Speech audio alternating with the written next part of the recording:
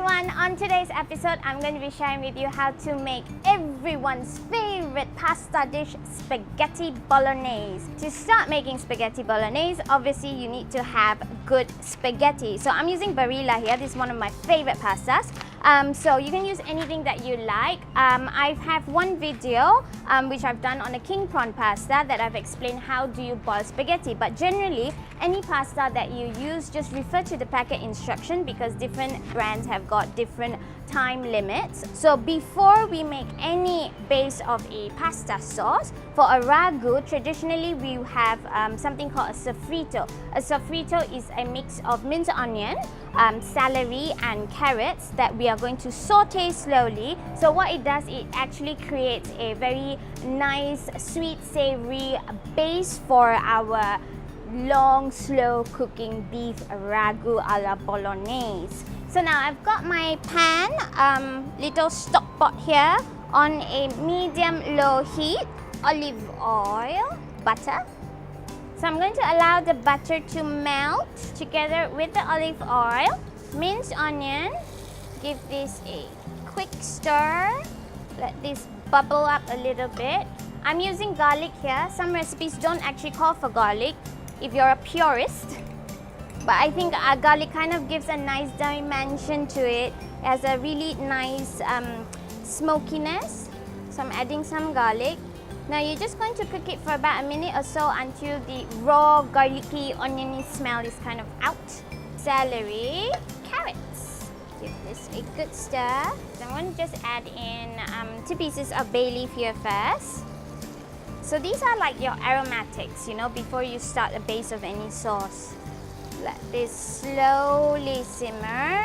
Now I'm going to give this 5 minutes and then I'm going to add in some of my spices inside. Okay, our sofrito, as you can see, it's nice and softened already. I'm going to put in my minced beef inside first. So this is about 500 grams. So remember, the whole idea is not to brown it, it is to slowly kind of cook it, because a ragu, you're going to cook this and the flavor builds on layers and layers and layers after a couple of hours. So that's why it's always preferred to be done in a bigger batch. And it's such a family-friendly food. So we're just going to let all of the meat brown up a little bit.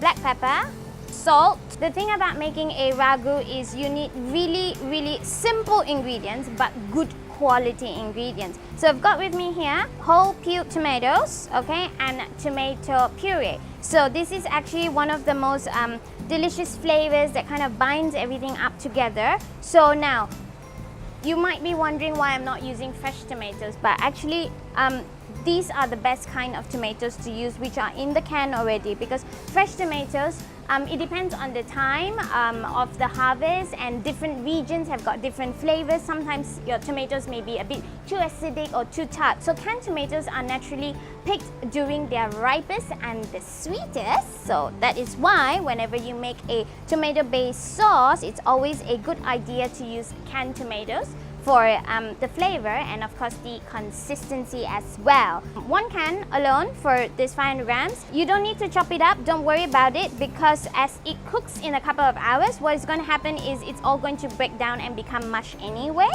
Stir this. So you want your ragu to be meaty as well. So you're not going to use so much of tomato. The tomato just acts as like a nice, lovely flavor enhancer. And tomato puree. Mix this all up. In with our stock. I'm using beef stock here. If you have chicken stock, you can use chicken stock or vegetable stock. Now these may seem like a lot of liquid, but like I said, we're going to cook it down for about 45 minutes or so, about an hour. And as it cooks, it kind of evaporates and it becomes very concentrated. Like I always say, use what you have and what is easily and readily available and comfortable for your own needs.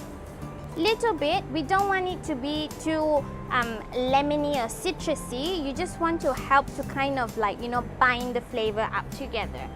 a little bit of milk. For the last final bit of our sauce, basil. This is sweet basil. Give this a stir and that's it. I'm going to turn off the heat and I'm going to show you how to mix the pasta up. I'm going to show you how to do one portion of the plating. Now, if you're making this immediately, always reserve a little bit of your pasta water so it can help to kind of loosen the noodles up.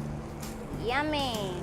So you can always put it on top, but then you won't get a nice mix of the taste of the ragu inside your pasta together. So what you want to do is always just mix it up, coat the pasta up, the spaghetti, and then on to our plating. Just a little while, on a very low heat. All mixed up, done. Onto our plating. Give this a little twirl. And put it all inside. Lovely meat. Don't miss any bits of it. Parmesan cheese. Some basil. This is from my garden. We plant our own basil. So I hope you've really enjoyed the recipe and you'll give this one a go because it's so easy to do. My take and a very simple version, almost original spaghetti bolognese. So see you next time. Bye. If you've got any questions, do drop me a comment. Thank you. Bye.